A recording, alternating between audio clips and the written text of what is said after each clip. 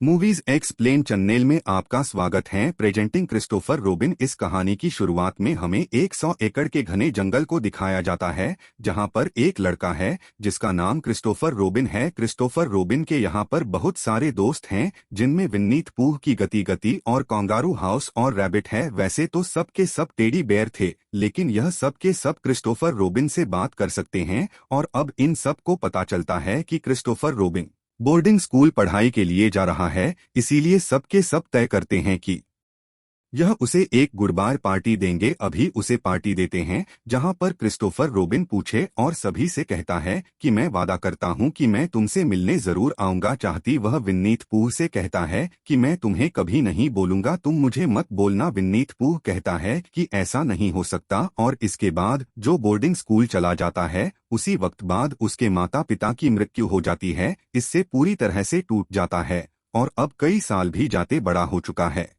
उसकी एक लड़की से शादी भी हो जाती है। मुझे शिव अपनी पत्नी और अपनी बेटी से अधिकतर घर से बाहर ही रहता है। कई साल बीत चुके हैं, लेकिन वह जंगल में यानी कि विन्नीत पूह और बाकी दोस्तों से मिलने के लिए नहीं गया। शायद वह कहीं ना कहीं उन्हें भूल भी चुका है, क्योंकि उसके माता पिता की मृत्यु के बाद उसके ऊपर बहुत ज्यादा प्रेशर आ गया था। और जब वह सोल्जर बना तब वर्ल्ड वॉर 2 चल रहा था। वह तो खत्म होने के बाद वापस अपने घर आ जाता है, यही कंपनी के डायरेक्टर के तौर पर ज्वाइन कर लेता है। उसके ऊपर काम का बहुत ज्यादा प्रेशर होता है, इसीलिए वह अपनी बेटी को और अपनी पत्नी को बिल्कुल भी टाइम नहीं दे पाता। साथियों, यह भी प्लान कर रहा होता है कि वह अपनी बेटी को बोर्डिंग स्कूल भेज देगा, जिस तरह से बचपन में उसे भेज दिया गया था। अब यहाँ पर कंपनी का हुनर आता है और वह क्रिस्टोफर को कहता है कि हमारी कंपनी में 20% की कॉस्ट कटिंग चाहिए, जिसके लिए उसे कई सारी उसको निकालना होगा। और क्रिस्टोफर ऐसा नहीं चाहता हूँ, पर अब काम का बोझ और भी बढ़ चुका है, इसीलिए उसकी पत्नी और उसकी बेटी उससे नाराज होती है, क्योंकि वह उन्हें बिल्कुल टाइम नहीं दे रहा होता। और भी किन पर इन सबको बाहर जाना है, लेकिन अपनी पत्नी से कहता है कि इस बार मैं तुम्हारे साथ नहीं आ सकता। उसकी पत्नी और बेटी भी के बाहर चली जाती है, घर पर अकेला रह जाता है। और तभी उसे अपना एक पुराना बॉक्स मिलता है, जिसके अंदर कुछ और नहीं दिखता है, लेकिन अब उस दुनिया को भूल चुका है। वहीं दूसरी तरफ को दिखाया जाता है, जहाँ विन्नीत पूह अपने दोस्तों के साथ रहता है। आज 22 साल बीत गए, लेकिन क्रिस्टोफर रोबिन वापस नहीं आया, जबकि उसने वादा किया था कि वह कभी इन्हें नहीं बोलेगा, वहीं से मिलने के लिए आएगा। आज भी कोई याद करता है तो उसे बहुत भूख लगी होती है। वह देखता है कि जंगल में उसका कोई भी दोस्त नहीं दिख रहा होता, इसीलिए वह पेड़ के पास जाता है जिसके साथ खेला करता था। यहाँ पर भी बनाया था, जिसका दरवाजा खुला होता है। और जब दरवाजे के अंदर जाता है, शहर पहुंच जाता है। दोपहर को देखकर होता है, क्योंकि वह हमेशा जंगल में रहा है और यह वही शहर है जहां पर रहता है। वहां जाना, एक बेंच पर बैठ जाता है तो उसके पीछे वाली बेंच पर बैठ जाता है। उसे देख लेता है, वह को पहचान लेता है। यकीन नहीं आता कि उसके बचपन का दोस्त है। यहाँ पर पहुंच गया, वहीं देखता है कि तुम बिल्कुल नहीं बदले, बस तुम थोड़े से बड़े हो गए हो। यहाँ पर भी आ जाता है, जो हमेशा उसे परेशान करता है। कोई ना कोई काम आता है और जाता है, जो घर में हर जगह हनी गिरा देता है, जिससे क्रिस्टोफर रोबिन परेशान हो जाता है। वह तय करता है कि वह विन्नीत पूह को वापस जंगल भेज देगा, क्योंकि वह घर पर नहीं रह सकता। पर तभी विन्नीत पूह को नींद आ जाती है। इसके बाद क्रिस्टोफर उसे अपने साथ बेड पर सुला देता है। अगली सुबह जब क्रिस्टोफर रोबिन की नींद खुलती है तो देखता है कि विन्नीत पूह वहां पर नहीं है। वह किचन में जाता है तो विनीता पुणे शहर ढूंढने के लिए पूरे किचन को तबाह कर दिया होता है, जो देखकर क्रिस्टोफर रोबिन की परेशानी और भी बढ़ जाती है। और वह तय करता है कि वह उसे उसके जंगल में वापस छोड़ देगा। जब वह विन्नीत पूह को वापस छोड़ने के लिए बाहर ले जाता है तो बात कर रहा था, जिस वजह से सब उसे देख रहे होते हैं, इसीलिए उसके अंदर जाता है और कहता है कि हम पुरानी वाली गेम खेलना होगा। इसके बाद सोने का नाटक करता है और उसे ट्रेन से वह उसे उसके जंगल में वापस छोड़ना चाहता है। ज्यादा देर तक चुप नहीं रहेगा और अभी दोनों की दोनों उस कंपार्टमेंट में आ जाते, जहां पर विन्नीत पूह एक बार फिर से बोलना शुरू करता है। वह लगातार बोल रहा होता है और यहाँ पर क्रिस्टोफर अपना काम कर रहा होता है। देखता है कि क्रिस्टीना पूरी तरह से बदल गया है। वह क्रिस्टोफर को समझाने की कोशिश करता है कि तुम काम ना करके तो मैं सफर को एंजॉय करना चाहिए, जितना खूबसूरत नज़ारा है। लेकिन क्रिस्टोफर रोबिन उसकी बात सुनता भी नहीं है और उस जंगल में पहुंच जाते हैं जहां पर बचपन में क्रिस्टोफर रोबिन अपने माँ बाप के साथ रहा करता था। आज भी उसका घर यही जंगल के बाहर होता है जहां पर उसकी पत्नी और उसकी बेटी के लिए आए हुए हैं। और अब वह छुपते छुपाते जाता है जहां पर भी साथ छोड़ देता है कि मैं इसी रास्ते से लंदन पहुंच गया था, ऐसा नहीं हो सकता, इसके अंदर जाना चाहिए जाती। लेकिन इस बार यह लंदन शहर नहीं होता बल्कि डॉग फूड होता है, यानी कि एक घना जंगल। विन्नीत पूह कहते हैं कि यादें बचपन में अमित मॉन्स्टर के बारे में बात किया करते थे, शायद वहीं पर रहता है।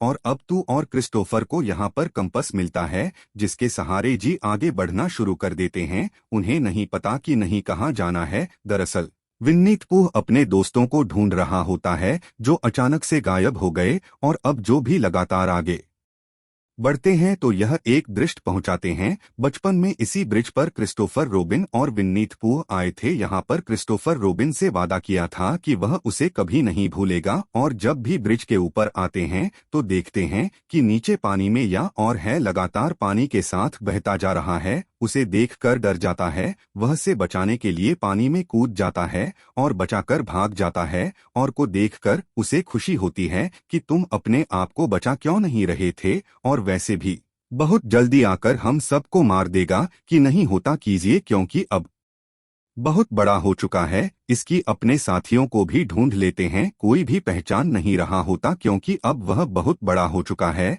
और सबको यकीन दिलाने के लिए उनके साथ वही गेम खेलना शुरू कर देता जो बचपन के साथ खेला करता था कि उसके सामने मन करता है, जिसके पास सब क्रिस्टोफर रोबिन को पहचान लेते हैं। साथ ही सबको यह भी लगता है कि क्रिस्टोफर रोबिन ने मॉन्स्टर से इन सब की जान बचा ली। रिश्ते पर इनके साथ रहकर अपने काम की दुनिया को पूरी तरह से भूल चुका है। उसके दिमाग में कोई भी स्ट्रेस नहीं होता, बहुत इंजॉय करता है। और अप्पू को बताता है कि मेरी जिंदगी अब पूरी तरह से बदल चुकी है। जहां पर काम है टेंशन है। सॉरी कहते कहते हो बहुत ज्यादा इमोशन हो जाता है और विनीत अप्पू के साथ वहीं पर सो जाता है। अगली सुबह प्लेट से उठाता है और अब क्रिस्टोफर रोबिन एक बार फिर से टेंशन में आ जाता है क्योंकि उसे जॉब पर जाना है। तभी उसकी पत्नी और बेटियों से देख लेती हो। क्रिस्टोफर रोबिन को कहते कि तुम यहाँ क्या कर रहे हो। वह कहते हैं कि मैं तुमसे मिलने के लिए आया था लेकिन मुझे अर्जेंट कॉल आ गया है, इसीलिए मुझे काम पर जाना होगा। जिससे उसकी बेटी एक बार फिर से उदास हो जाती है। तो फिर जाने के बाद उसकी बेटी घर से बाहर खेलने के लिए आती है लेकिन वहां पर अकेली होती है, सील रही होती है। वही जंगल में दिखाया जाता है जहां पर विन्नीत पूह और उसके सभी साथियों को पता चलता है कि क्रिस्टोफर अपनी इम्पोर्टेंट यहीं पर छोड़ गया है। इसके लिए कई दिनों से तैयारी कर रहा होता है और अभी चाहते हैं कि उसके पैसे वापस लौटा दें। और सबसे पहले उस जगह पर जाते हैं जहां पर कृष्ण की बेटी खेल रही होती है, उससे बात करना शुरू कर देते हैं। इसको बात करते हुए देखकर घबरा जाती है। याद आता है कि उसके फादर के और उसके फादर ने पूरा बचपन बिताया था। यह सबको बताते हैं कि छोड़ गया है, उसे लौटाना होगा। और करती है कि वह इनके साथ मिलकर वापस लौट आएगी। इसीलिए एक लेटर लिखती है कि मैं जरूरी काम से जा रही हूँ और ट्रेन में बैठ जाती है। और जब उसकी मॉम कोई बात पता चलती है तो वह अपनी बेटी को ढूंढने के लिए निकल पड़ती है क्योंकि उसकी बेटी को नहीं पता कि इतने बड़े शहर में उसे अपने पिता को कहां पर ढूंढा है। कि अब शहर में पहुंच चुकी है जहां पर एक टेक्स्ट करते हैं, तब देखता है कि उसके सभी टॉयस बात कर रहे हैं। वह गाड़ी को एक जगह से टकरा जाती है और बताता है कि इस लड़की के पास जो बात करते हैं और उसकी बात पर कोई भी यकीन नहीं करता। इसको लेकर यहाँ से निकल जाती है।